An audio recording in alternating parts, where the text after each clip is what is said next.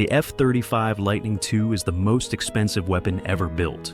Imagine you're an F-35 pilot. You have the best stealth in the world, but your runway has been bombed, your internet is down, and you need 60 minutes to refuel. Now, look at your enemy. He launched from a highway 10 minutes ago, and he's already behind you.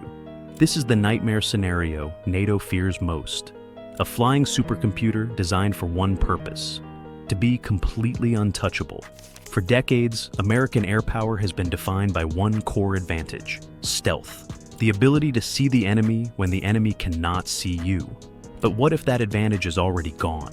What if the very foundation of the F-35's power is now its greatest vulnerability? The F-35 was designed to fight the last war, a war where pristine, billion-dollar air bases are safe from attack, where logistics are a given, and where stealth is a magic shield. But in a future conflict against a peer adversary like Russia or China, those assumptions aren't just obsolete, they're downright dangerous. In classified NATO wargames and simulations, a cheaper, lighter fighter from Sweden didn't just compete with the F-35, it fundamentally challenged its entire reason for being. This is the story of how the Saab Gripen E, a jet designed for a different kind of war, uses 10 specific advantages to turn America's prized asset into a multi-billion-dollar liability. Before we get to the countdown, you have to understand the philosophy behind the Gripen. While the F-35 is a thoroughbred racehorse, incredibly powerful, but needing a perfect track and a massive support team, the Gripen is a wild horse, born to thrive in harsh, unpredictable terrain. Sweden, living right on Russia's doorstep, designed the Gripen for a specific nightmare scenario: a massive first strike that wipes out its main air bases. In that world, you don't need a jet that can win a fair fight.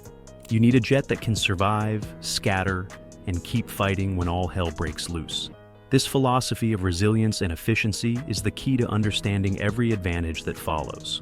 It's not just about which jet is better, it's about which jet is smarter for the wars of tomorrow. Number 10.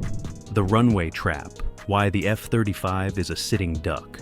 The first fatal flaw of the F-35 is its addiction to infrastructure. An F-35 needs a long, pristine runway and a ton of ground support. In a peer conflict, these massive air bases are the first things an enemy will target with long-range missiles. They are giant, unmissable bullseyes. This is where the Gripen's first advantage becomes terrifyingly clear. It doesn't need them. The Gripen E was designed to operate from dispersed, rugged locations, including stretches of public road just 800 meters long. Imagine a highway in the middle of a forest, or a snow-covered strip in the Arctic, suddenly becoming a fully functional air base. This concept, often called guerrilla aviation, makes the entire country a potential airfield. While F-35s are grounded because their bases are cratered, squadrons of Gripens can melt into the landscape, rearm, refuel, and launch counterattacks from dozens of unpredictable locations. You can't bomb what you can't find. By refusing to depend on traditional bases, the Gripen sidesteps the F-35's greatest logistical weakness before the fight even begins. Number 9. The turnaround trap: fighting the clock, not the enemy. Okay, so the Gripen can land on a road, but how quickly can it get back in the fight? This brings us to its operational genius: speed. An F-35's turnaround time for refueling and rearming can take an hour or more, requiring specialized teams to handle its delicate systems. The Gripen E is built for the exact opposite. Saab engineered it for a combat turnaround of just 10 minutes for an air-to-air mission. This is achieved by a small team of just one technician and a handful of conscripts using simple tools. In the time it takes to get one F-35 ready, a single Gripen can land, rearm, and take off again. Think about what that means. A squadron of Gripens can generate several sorties for everyone from an F-35. It fundamentally changes the math of air power. It doesn't matter how advanced your jet is if it's sitting on the ground. The Gripen's design allows it to sustain a much higher operational tempo, overwhelming an opponent with sheer numbers and relentless pressure. It's a numbers game, and the Gripen is designed to win it. Number 8. The Hangar Queen: why half the F-35 fleet can't fly.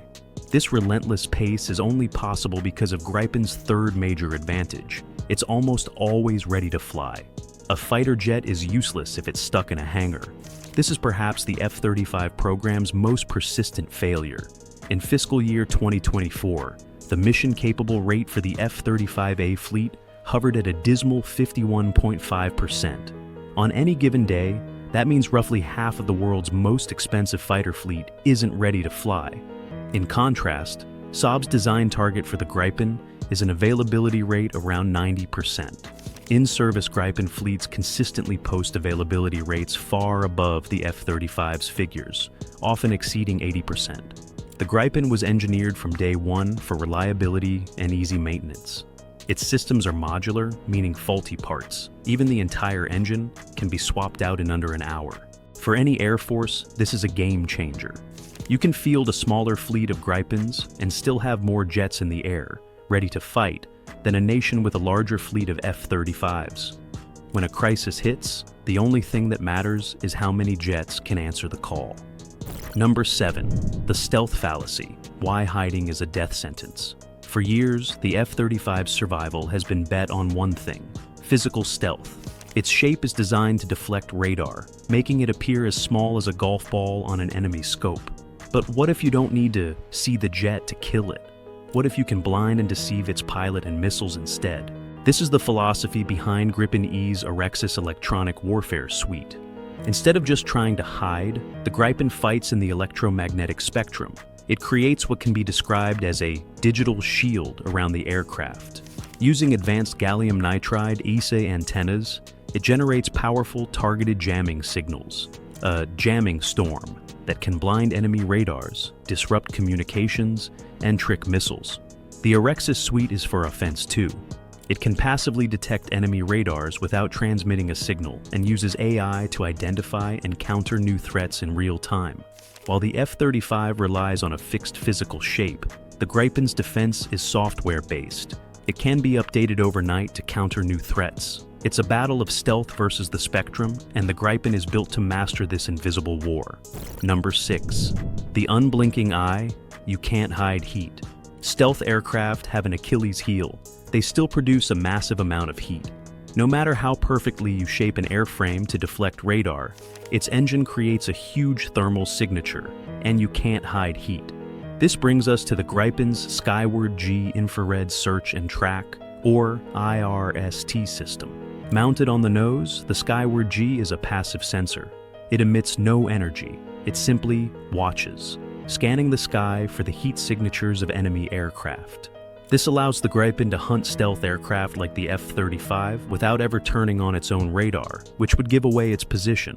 The F-35 has its own advanced sensor suite, but the Gripen integrates its IRST into a different combat philosophy, the networked wolf pack. Multiple Gripens can share IRST data over a secure link, triangulating a target's position, speed, and altitude with terrifying precision, all without a single radar transmission. The F-35 pilot might feel perfectly invisible, while a flight of Gripens is already lining up a shot from multiple angles, having tracked them silently for miles. It turns the F-35's stealth from a shield into a blindfold. Number 5. The radar blind spot, forced to face your killer. An F-35's AESA radar is incredibly powerful, but its fixed forward-facing position creates a tactical problem. To guide a missile toward a target at an extreme angle, the F-35 pilot has to keep their nose pointed in that general direction, exposing their aircraft. The Gripen E solves this with an ingenious piece of engineering. Its Raven ES-05 AESA radar is mounted on a repositionable Swashplate mechanism. This allows the entire radar array to pivot, creating a much wider field of regard, up to 100 degrees to either side. This seemingly small difference has huge tactical implications. A Gripen pilot can fire a missile, then turn 90 degrees away to dodge a threat, a maneuver called notching, while their radar continues to look sideways, feeding updates to their missile. The F-35 pilot is forced into a terrible choice. Keep pointing at the Gripen to guide their missile and risk getting hit, or defend themselves and lose the shot. The Gripen pilot can do both. Number 4. The missile gap. Outranged and outgunned.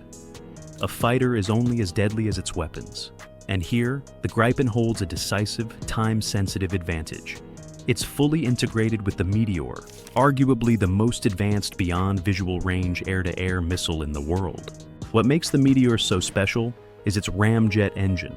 Unlike traditional missiles that burn out and glide, the Meteor can breathe air, throttling its engine to maintain incredible speed all the way to the target. This creates a much larger, no-escape zone, where a target simply cannot outrun the missile. While the F-35 is slated to get the Meteor, integration has been plagued by delays. For the UK's F-35B variant, the timeline for full operational capability with the missile has slipped to the early 2030s. The Gripen E flies with it now.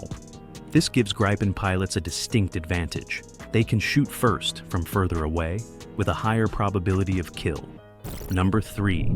The upgrade trap. Why the F-35 ages like milk. One of the F-35's biggest promises was its software, but its design has a critical flaw. The software is monolithic. Flight-critical code is deeply tangled with mission systems like radar and EW. This means any major upgrade requires a massive, multi-year process of recertifying the entire software block. It's like having to rebuild your car's engine just to update the GPS. Saab learned from this, designing the Gripen E with a revolutionary modular avionics architecture. They separated the flight-critical systems from the tactical systems.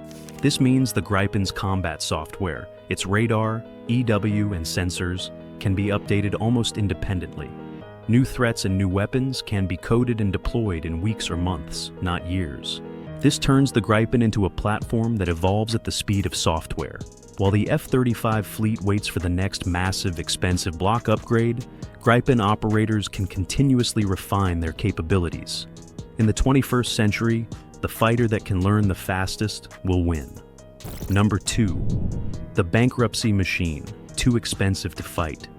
Ultimately, air power is a function of money. You can only field the force you can afford to fly. Here, the comparison between the Gripen and the F-35 becomes almost absurd. Estimates put the F-35's cost per flight hour consistently around $42,000, $46,000. In contrast, the Gripen E's cost is dramatically lower. While figures vary based on accounting methods, Saab's own modeling places it around $22,100 per flight hour, with some independent analyses citing even lower figures for other Gripen variants. What this means is that for the same amount of money, an Air Force can fly roughly 2 Gripen missions for every 1 F-35 mission. Let's put this in real terms. For the price of keeping 1 F-35 squadron in the air for a week, you can keep 2 Gripen squadrons flying for a week and still have money left over to buy more missiles. In a war of attrition, bankruptcy defeats you faster than bullets. This doubles the amount of training pilots get, which is arguably the most important factor in combat. This isn't just a peacetime accounting exercise, it's a strategic weapon. In a long conflict, the nation that can sustain its air operations economically will have a decisive advantage. The F-35's astronomical operating cost is a strategic liability, limiting training and sortie rates, while the Gripen's efficiency provides strategic endurance. Number 1. The kill switch. Does America own your Air Force? The final and perhaps most crucial advantage the Gripen offers isn't technological, but political. Sovereignty. The F-35 is more than a jet. It's an ecosystem controlled by the United States. Its operational brain, the Odin Logistics System, is a black box controlled by the US government and Lockheed Martin. Nations that buy the F-35 are, in effect, leasing a capability, not owning it. They depend on the US for critical upgrades, parts, and even permission to use the jet to its full potential. Saab offers its customers the complete opposite. Buyers of the Gripen can get an unprecedented level of source code access, allowing them to modify, upgrade, and maintain their jets independently. They can integrate their own national weapons and communication systems without asking for permission. For any country that values its strategic autonomy, this is a critical difference. Relying on a foreign-made engine is one thing. Ceding control of your entire combat air capability is another. In a real crisis, the ability to act without a foreign veto is priceless. The Gripen represents a conscious choice to prioritize sovereign control over belonging to an exclusive club. So, is the F-35 obsolete? not for every mission. For a deep strike into heavily defended airspace where first-day stealth is everything, it remains a formidable weapon. But the Gripen E proves that stealth isn't the only answer. By focusing on a different philosophy, resilience, efficiency, and adaptability, Sweden has created a fighter that brilliantly exploits the F-35's biggest weaknesses: its ability to operate from anywhere, regenerate faster, and fight smarter in the electronic spectrum, all while being dramatically cheaper to own and operate, presents a powerful alternative. The Gripen reminds us that in the future of air combat, it may not be the most expensive weapon that wins, but the most adaptable. The David versus Goliath story is alive and well, and in the skies of the 21st century, Goliath is looking over his shoulder. But now, I want to hear from you. We've laid out 10 ways the Gripen challenges the F-35. Which advantage do you think is the most significant? Is it the operational flexibility, the electronic warfare, or the simple cost-effectiveness? Let me know your thoughts in the comments below. And if you enjoyed this deep dive into the future of air combat, make sure to hit that like button and subscribe for more content that challenges the way you think about military technology. Thanks for watching.